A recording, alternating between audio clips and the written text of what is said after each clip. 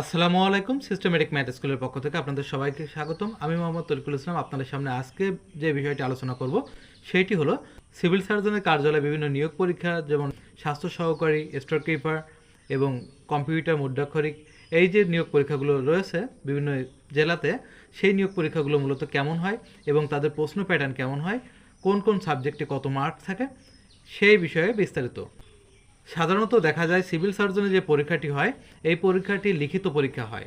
এটি মূলত প্রিলিমিনারি না। সেক্ষেত্রে সাধারণত নম্বর বন্টনে যেটি থাকে সেটি হলো মোট 70 মার্কের পরীক্ষা হয়।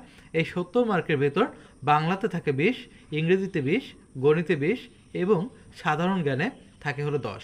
এক্ষেত্রে সাধারণ জ্ঞানে যে বিষয়গুলোর, যে টপিকগুলোর পরে মূলত প্রশ্ন হয়, সেটি হলো সাম্প্রতিক থেকে 2-1টি প্রশ্ন থাকতে পারে এবং বেশিরভাগ থাকে হলো প্রিভিয়াস কোশ্চেন। অর্থাৎ সিভিল সার্জনের বিভিন্ন প্রিভিয়াস যে কোশ্চেনগুলো আছে, প্রিভিয়াস কোশ্চেনগুলো যদি আপনারা অ্যানালাইসিস করে যেতে পারেন, তাহলে আপনারা এক্ষেত্রে ভালো একটি মার্ক কাউন্ট করতে পারেন বন্ধুরা। আর গণিতের ক্ষেত্রে যে বিষয়টি থাকে, গণিতের ক্ষেত্রে বেশিরভাগ দেখা যায় গণিতের ক্ষেত্রে 20 মার্কের ক্ষেত্রে মোট 5টি অঙ্ক থাকে, 5টি অঙ্ক পড়ে থাকে। এই 5টি অঙ্কের ভিতর 2টি অঙ্ক পাটিগণিত থেকে থেকে থাকে এবং 2টি অঙ্ক বীজগণিত এবং একটি অঙ্ক থাকে জ্যামিতির থেকে বা পরিমিতির থেকে।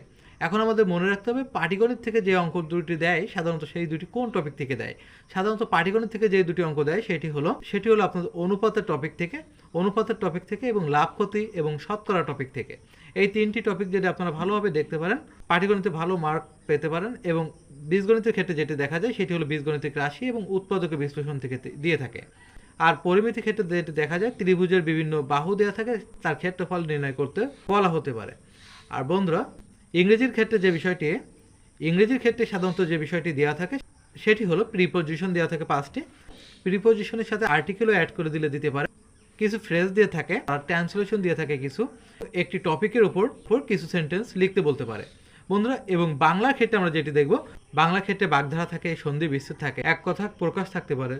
এছাড়া দেখা যাচ্ছে যে সাম্প্রতিকে ভাব সম্প্রসারণ থাকে, অনুচ্ছেদ থাকে এবং আবেদনপত্র থাকে। অর্থাৎ চাকরির জন্য যে আবেদনপত্র লিখতে হয় সেই আবেদনপত্র থাকে বন্ধুরা। এই হলো মূলত সিভিল সার্জনের কার্যালয়ের প্রশ্নপত্রের প্যাটার্ন। এই প্রশ্ন প্যাটার্ন মূলত ডিপেন্ড করে সময়ের উপর। অর্থাৎ আপনারা এই সিভিল সার্জনের পরীক্ষাটি যদি 1 ঘন্টা হয়, তাহলে প্রশ্ন প্যাটার্নের ক্ষেত্রে আপনার ভাব সম্প্রসারণ আবেদনপত্রটি বাদ যেতে পারে, কিন্তু বাকি যে টপিকগুলো আমি বললাম এই টপিকগুলো সবগুলো ইনক্লুডেড থাকবে। আর যদি পরীক্ষাটি 1.5 ঘন্টা হয়, সেক্ষেত্রে আপনার অনুচ্ছেদ 2টাও লিখতে হতে পারে, বাংলা একটি, ইংরেজিতে একটি, এবং তার সাথে ভাব সম্প্রসারণ বা আবেদনপত্র লিখতে হতে পারে। ধন্যবাদ বন্ধুরা আমাদের ভিডিওটি দেখার জন্য। যদি ভিডিওটি দেখে একটু উপকৃত হন, তাহলে অবশ্যই আমাদের ভিডিওটি লাইক, কমেন্ট, শেয়ার করবেন এবং যারা নতুন আমাদের ভিডিওটি দেখছেন তারা আমাদের আইডিটি ফলো দিয়ে রাখবেন।